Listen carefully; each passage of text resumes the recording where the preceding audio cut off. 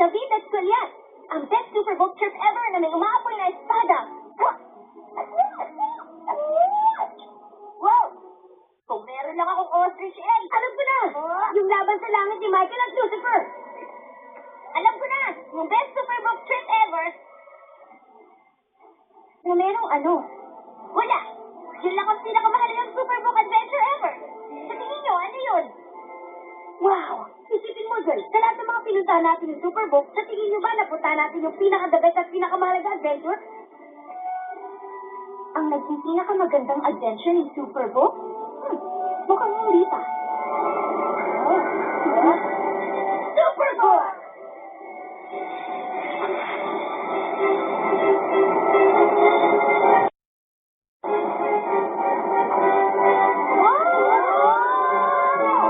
Dadalhin ko kayo para makita ang mga bagay na kahit ipagtanong ninyo, kahit saan o kahit kanino, wala pang naganap na tulad nito.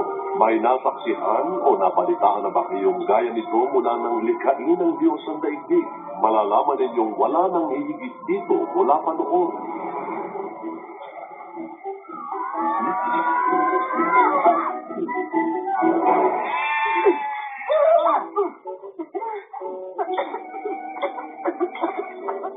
Ayon sa geosensors ko, nandito tayo sa lupain ng Milian, sa taong... Naku, sandali nga muna. Ano nangyayari? Kayo ba'y mga manlalakbay na naligaw?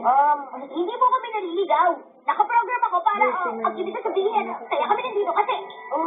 Alam niyo po ba na napakaganda ng mga dayaamin niyo dito? At dito po. At dito po ay... ang totoo po niyan, hindi kami dito nakatira. Ako po si Chris, siya si Joy, saka si Gizmo. Ako si Moises. Naku, pasensya na. Dahil kailangan ko munang ibalik ang mga alaga ko sa pastulan nila. Tutulungan din namin kayo. Happy siya sa Superbook, ate.